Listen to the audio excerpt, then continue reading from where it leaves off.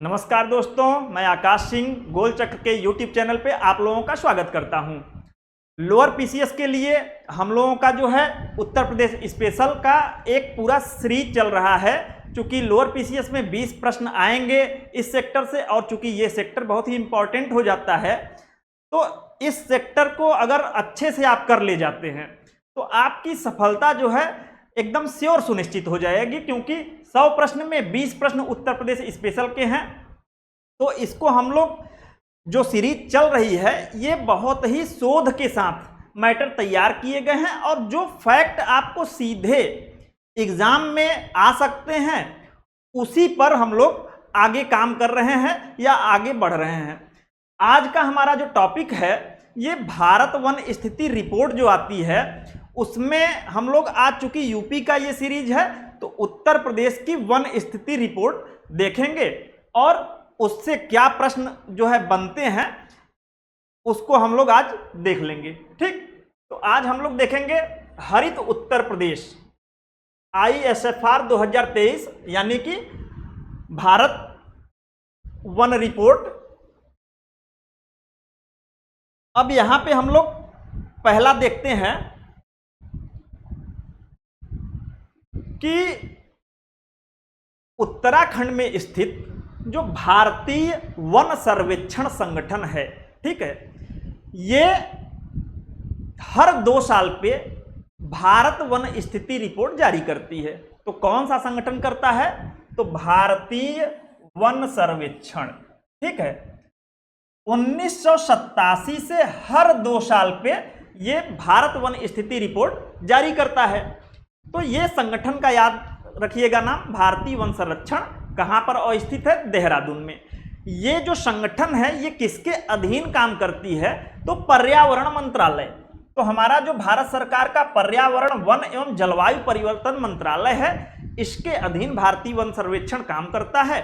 और पर्यावरण वन एवं जलवायु परिवर्तन मंत्रालय द्वारा वन अनुसंधान संस्थान देहरादून में ये जो है 18वीं रिपोर्ट जारी की गई। और कब जारी की गई? तो दिसंबर 2024 में ये रिपोर्ट जारी की गई। यहाँ पे अब हम लोग कुछ उत्तर प्रदेश के वन नीति से रिलेटेड फैक्ट देख लेते हैं और यहाँ से सीधे क्वेश्चन आते हैं, तो इसको करके हम लोग आगे बढ़ते हैं।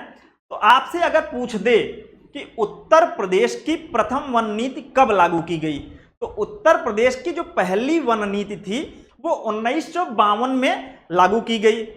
जबकि उत्तर प्रदेश का अगर आपसे पूछे कि उत्तर प्रदेश में वन निगम की स्थापना कब हुई, तो 1974 में।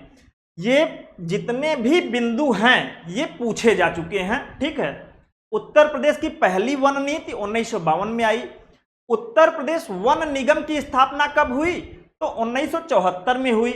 इसके साथ हम लोग देख लेते हैं कि उत्तर प्रदेश की दूसरी वन नीति ये आया 1998 में। ठीक है, उत्तर प्रदेश की दूसरी वन नीति, पहली 1952 में और दूसरी 1998 में।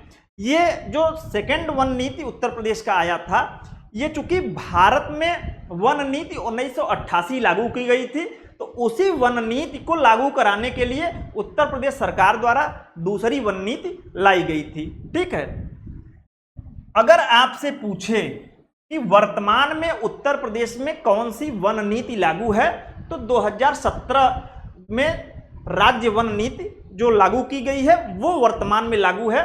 तो पहली वन नीति 1952, वन निगम की स्थापना उत्तर प्रदेश वन निगम 1974, दूसरी वन नीति 1998 और वर्तमान जो राज्य में वन नीति लागू है वो 2017 लागू है। ठीक, आगे हम लोग देखते हैं कि जो भारत वन स्थिति रिपोर्ट 18वीं जारी की गई है उसमें उत्तर प्रदेश की स्थिति क्या है, वनावरण कितना है, वृक्षावरण कितना है, और टोटल वनावरण और वृक्षावरण कितना है, किस जिले में ज़्यादा है किस में कम है। तो यहाँ से एकदम एग्जैक्ट आंकड़े आपसे पूछे जाते हैं, तो आप आंकड़ों को एकदम एग्जैक्ट रूप से याद करिएगा। ठीक है, 1-2 बार सुन लेंगे तो अपने आप आंकड़े याद हो जाएंगे। यहां पर हम लोग देखते हैं कि उत्तर प्रदेश में जो टोटल वनावरण और वृक्षावरण है, ठीक है, ये 9.96% है, यानी कि उत्तर प्रदेश का जो टोटल भौगोलिक क्षेत्रफल है, ठीक है, मान लीजिए उत्तर प्रदेश का टोटल भौगोलिक क्षेत्रफल 100% है, तो उसके टोटल भौगोलिक क्षेत्रफल के 9.96% पर हमारा वृक्षावरण और वनावरण है। ठीक, तो यहां पर वृक्षावरण और कुल वनावरण का दिया है। ये डाटा आप एकदम एग्जैक्ट याद रखिएगा, 9.96%। ठीक, अगर वर्ग किलोमीटर में देखा जाए तो 23,997 वर्ग किलोमीटर में हमारे उत्तर प्रदेश के टोटल भौगोलिक क्षेत्रफल के वन और वनावरण है। ठीक, अब यहां पर सिर्फ वनावरण की बात की जाए कि कितने एरिया पे उत्तर प्रदेश के वनावरण है, तो ये डाटा याद रखिएगा, 6.24% क्षेत्रफल पर वनावरण है। परसेंट अगर वर्ग किमी में आए तो 15,045.30 वर्ग किलोमीटर। अब वृक्षावरण देख लेते हैं, तो इसमें हमने देखा 9.96% में वनावरण कितना है, 6.24%। ठीक, और वृक्षावरण कितना है, तो 3.72% कुल वृक्षावरण। वर्ग किलोमीटर में अगर पूछ दे तो 8,952 वर्ग किलोमीटर। ये तीनों डेटा आपको याद रहने चाहिए कि उत्तर प्रदेश में वनावरण और वृक्षावरण अगर मिला के पूछ रहा है तो 9.96, अगर केवल वनावरण पूछ रहा है तो 6.24%, और केवल वृक्षावरण पूछ रहा है तो 3.72%। ठीक है, ये डाटा एग्जैक्ट आप याद रखिएगा, यहां से क्वेश्चन बनता है। आगे हम लोग देख लेते हैं, यहां से एक क्वेश्चन बनता है कि उत्तर प्रदेश में ये तीनों वनों का नाम, खुले वन, मध्यम सघन वन और अति सघन वन, इसमें सबसे ज्यादा कौन से वन पाए जाते हैं, तो याद रखिएगा उत्तर प्रदेश में खुले वन ये सबसे ज्यादा पाए जाते हैं। टोटल भौगोलिक क्षेत्रफल के कितने परसेंट पर ये हैं, तो 3.96%। जो हमारा टोटल वन है उसका 3.46% खुला वन है। ठीक, ओपन फॉरेस्ट सबसे ज्यादा उत्तर प्रदेश में है। फिर मध्यम सघन वन है 1.66%। टोटल जो वनावरण है उसमें 1.66% मध्यम सघन वन है। ठीक, और अति सघन वन ये उत्तर प्रदेश में सबसे कम है 1.12%। तो यहां से पहला ये याद रखिएगा इनका क्रम कि खुले वन सबसे ज्यादा है, फिर मध्यम सघन वन है, फिर अति सघन वन है, और फिर इनका परसेंटेज ये याद रखिएगा कि कितना खुले वन है।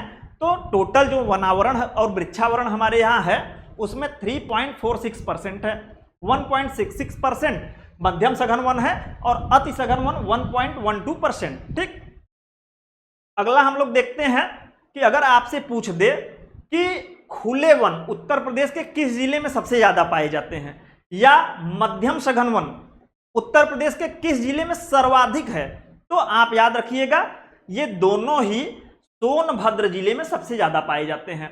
यानी कि खुले वन और मध्यम सघन वन किस जिले में सबसे ज्यादा है, तो सोनभद्र में। ठीक, लेकिन अति सघन वन जो होता है, ठीक है, वेरी डेंस फॉरेस्ट कहां पर सबसे ज्यादा, किस जिले में उत्तर प्रदेश के सबसे ज्यादा अति सघन वन पाए जाते हैं, तो यहां पे याद रखिएगा लखीमपुर खीरी जिला। ठीक, लखीमपुर खीरी जिले में अति सघन वन सबसे ज्यादा पाए जाते हैं। अब इसके बाद हम लोग आते हैं, देख लेते हैं कि उत्तर प्रदेश की जो ये 18वीं वन स्थिति रिपोर्ट आई थी, दिसंबर 2024 में जारी हुई थी, तो 2021 से एक तुलनात्मक हम लोग देखते हैं कि वनावरण और वृक्षावरण में क्या हुआ था, वृद्धि हुई थी या कमी हुई थी। तो 2021 की तुलना में जो भारत वन स्थिति रिपोर्ट 2021 थी उसकी तुलना में जो ISFR 2023 है, इसमें जो है वनावरण में कितनी वृद्धि हुई थी, तो याद रखिएगा हमारे यहाँ वनावरण में 2 साल में वृद्धि हुई है। ये वृद्धि एग्जैक्ट याद रखिएगा 118.43 वर्ग किमी ये वनावरण में वृद्धि है। ठीक, 118.43 वर्ग किलोमीटर। ठीक, किसमें वृद्धि है, वनावरण में वृद्धि। ये डाटा एकदम एग्जैक्ट याद रखिएगा। वृक्षावरण में वृद्धि अगर देखा जाए तो ये 440.76 वर्ग किलोमीटर, और टोटल वृद्धि अगर पूछ दे वनावरण और वृक्षावरण में कितनी हुई, तो ये डाटा याद रखिएगा 559.19 वर्ग किलोमीटर। ये तीनों डाटा आप याद रखेंगे कि वनावरण में कितनी वृद्धि हुई, तो 118.43 वर्ग किलोमीटर वनावरण में वृद्धि हुई। वृक्षावरण में कितनी वृद्धि हुई, तो 440.76 वर्ग किलोमीटर। और टोटल कितनी वृद्धि हुई वनावरण और वृक्षावरण को मिला के, तो ये हुआ 559, लगभग 560 वर्ग किलोमीटर याद रखिएगा। इसको 440 याद रखिएगा, ठीक, और ये 118, तो ये आपका हो गया।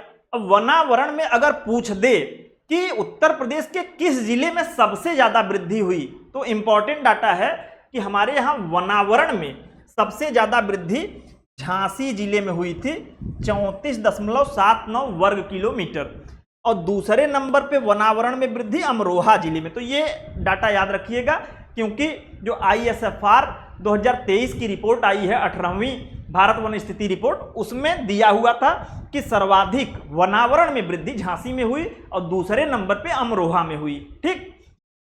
वृक्षावरण में किस जिले में सर्वाधिक वृद्धि हुई, इसका डाटा जो है ISFR 2023 में नहीं दिया गया था, ठीक है। तो इसलिए आप याद रखिएगा कि वनावरण में अगर आपसे पूछ दे कि उत्तर प्रदेश के किस जिले में सबसे ज्यादा वृद्धि हुई, तो झांसी।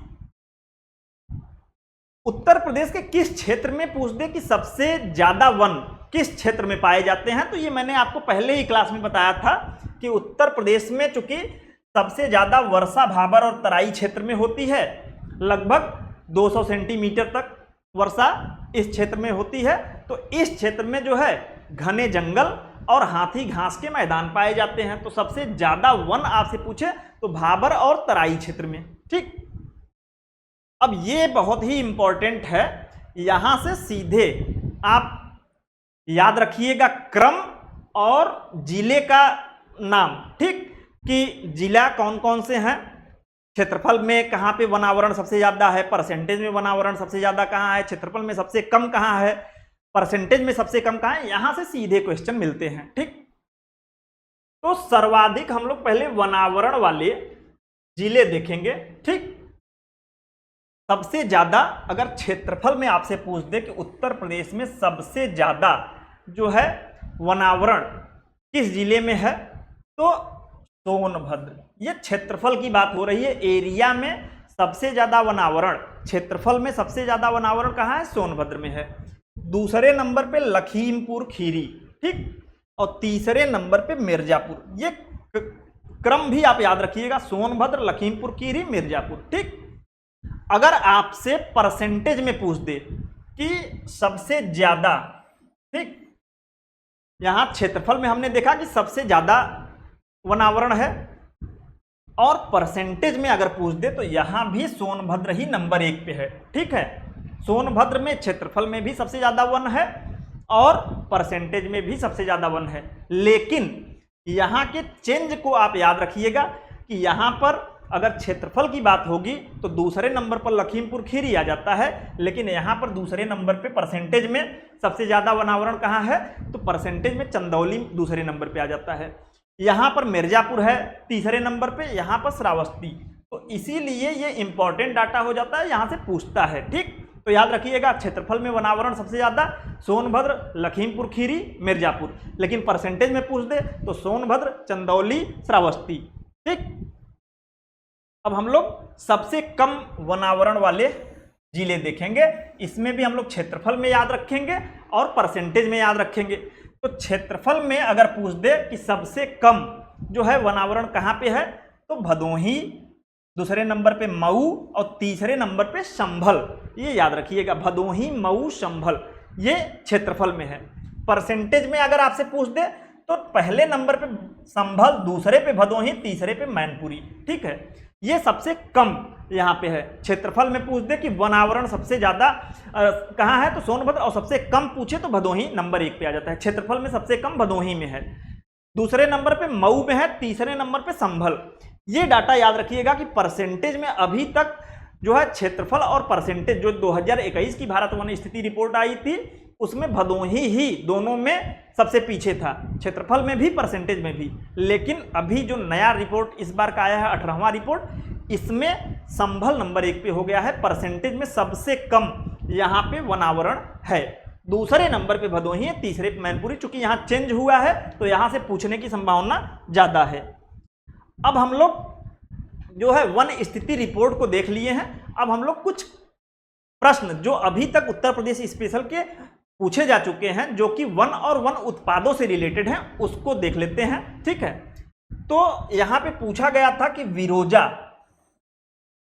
एवं तारपीन का तेल जो होता है वो किस पेड़ से प्राप्त होता है। ठीक है, विरोजा और तारपीन का तेल। तो यहां पे याद रखिएगा, विरोजा और तारपीन का तेल ये दोनों ही चीड़ वृक्ष के रेजिन से प्राप्त होते हैं।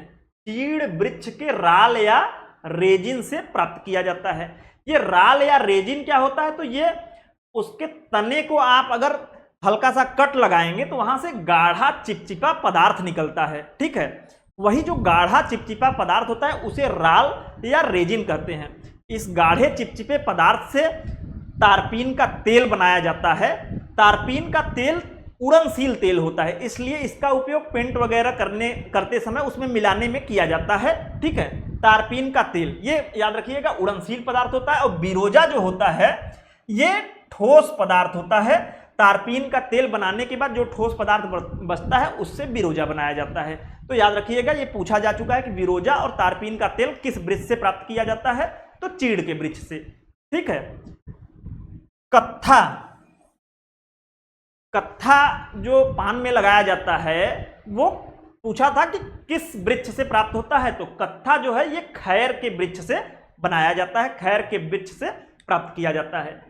अगला क्वेश्चन भी पूछा जा चुका है कि बीड़ी का जो निर्माण होता है, बीड़ी का निर्माण किस पेड़ के पत्ती से किया जाता है। ठीक, ये बीड़ी जो बनाई जाती है वो किस पेड़ के पत्ती से बनाई जाती है, तो तेंदू के पेड़ के पत्तियों से बनाई जाती है। ये याद रखिएगा, ये सारे के सारे पूछे जा चुके प्रश्न हैं। ठीक है, अगला हम लोग देखते हैं कि पूछा था कि बेंत और बांस, ये जो बेंत और बांस है ये किस उद्योग में कच्चे माल के रूप में प्रयोग किया जाता है। तो याद रखिएगा, बेंत और बांस का उपयोग कच्चे माल के रूप में कागज उद्योग में किया जाता है। कागज उद्योग अगर आपसे पूछे कि उत्तर प्रदेश का कौन सा जिला कागज उद्योग के लिए फेमस है, तो याद रखिएगा यहां पे सहारनपुर जिला।